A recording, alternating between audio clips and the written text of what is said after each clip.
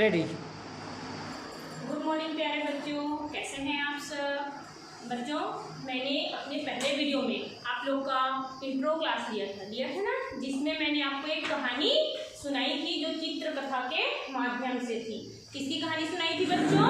शेर और चींटी की सुनाई थी ना है। आज मैं अपने वीडियो में आप लोग का पार्ट 1 देखिए, पेज नंबर 10 है ना आप लोग में। क्या है? पार्ट 1 हमारा सीखो। और ये क्या बच्चों? कविता के माध्यम से है। हमें इसे कैसे जानना है? कविता के माध्यम से इसे हमें पढ़ना और समझना है। तो आज के वीडियो में चलो हम शुरू करते हैं हमारी पार्ट 1 सीखो। बच्चों, कोई भी कविता या कहानी होती है, उसके कवि और लेखक होते हैं। तो सबसे पहले हमें कविता या कहानी जब भी हम पढ़ते हैं तो सिर्फ हमें उनके लेखक या कवि का नाम जानना बहुत ही जरूरी है कि ये कविता किसने लिखी है। ठीक है बच्चों, तो आओ जानते हैं। ये आपकी पार्ट 1 सीखो से लिया गया है और ये कविता, इसके कवि कौन है? श्रीधर पाठक जी हैं। कौन है इनके कवि? श्रीधर पाठक जी हैं। बच्चों, कवि हमें क्या बता रहे हैं? प्रकृति के माध्यम से हमें अवगत करा रहे हैं कि हम प्रकृति से क्या क्या सीख सकते हैं। तो आओ बच्चों, हम इस कविता में देखते हैं कि हमें प्रकृति क्या सिखा रही है। ठीक है, देखिए यहाँ पर से है हमारा पहला, फूलों से नित हंसना सीखो, भौरों से नित गाना, फल से लदी डालियों से नित सीखो शीश झुकाना। बच्चों एक बार मैंने बताया, अब आप लोग मेरे साथ दोहराएंगे। फूलों से नित हंसना सीखो, भौरों से नित गाना, फल से लदी डालियों से नित सीखो शीश झुकाना। बच्चों, कभी हमें फूलों से, आप लोग फूल देखे हैं ना, फ्लावर कैसे खिले हुए कैसे सुंदर लगते हैं, ऐसे लगते हैं जैसे वो हंस रहे हो, है ना। तो हमें कवि क्या कह रहा है कि हमें फूलों से हमेशा हंसते रहना सीखना चाहिए। क्या सीखना चाहिए? हमेशा हंसते रहना। और भौरों से नित गाना, भौरे देखे हो आप लोग? भौरे कैसे आते हैं और हमारे चारों तरफ गुनगुन गुनगुन गुनगुन गुनगुन करते हैं और गुनगुना करके क्या करते हैं? वो फिर से चले जाते हैं। मतलब वो आते हैं और हमारे सामने गाना गाते हैं और चले जाते हैं। हमें भौरों से क्या सीखना चाहिए बच्चों? गाना। क्या सीखना है हमें? भौरों से गाना। फिर यहाँ पर दिया हुआ है, फल से लदी डालियों से। आप लोगों ने और आम का पेड़ देखा है? देखा है ना? आम के पेड़ में जब फल लगे रहते हैं तो पेड़ कैसे हो जाता है? झुक जाता है।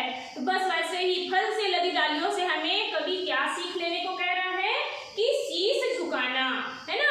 हमें अपने से बड़ों का आदर करना चाहिए, उनका सम्मान करना चाहिए। ठीक है बच्चों, अब देखो यहाँ पर क्या दिया है?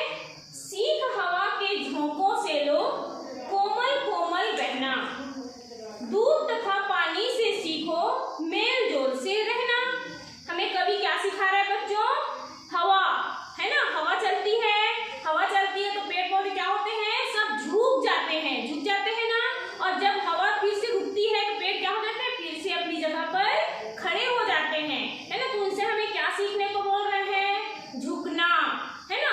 जो पेड़ बच्चों अगर झुकना नहीं जानते और तेज आंधी आती है, तूफान आती है, तो जो पेड़ अडिग रहते हैं ना, वो क्या होते हैं? टूट जाते हैं।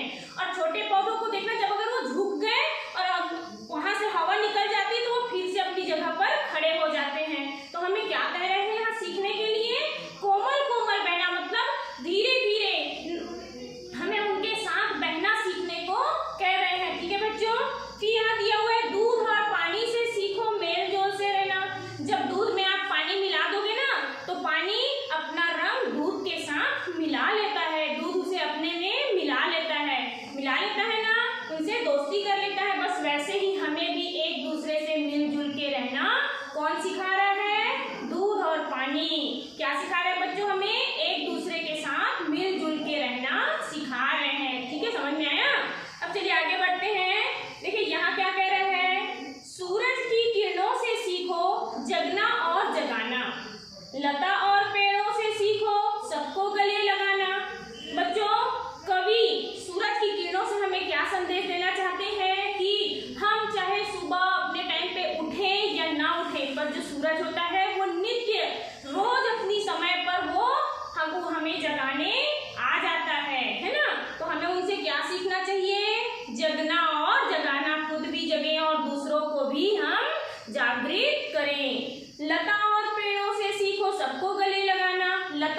किसको बोलते हैं? पेड़ की जो डंगालियां होती हैं, है ना, वो क्या करती है, जब हवाएं चलती है तो एक डाली दूसरे डाली पे लिपट जाती है ना।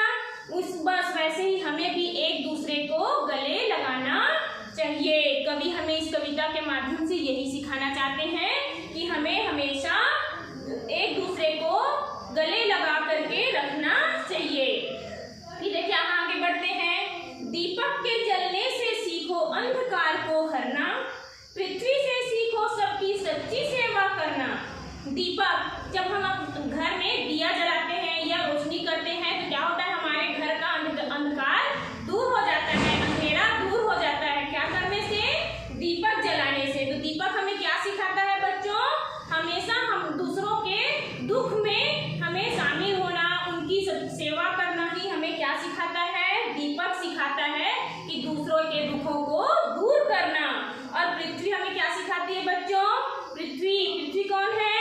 धरती माँ, है ना, वो हमें सच्ची सेवा, उनके ऊपर चाहे कितने भी हम लोग कुछ भी करते हैं, कैसे भी चलते हैं, थूक देते हैं, कुछ भी करते हैं, पर धरती माँ क्या हमें अपने गोद में स्थान नहीं देती है।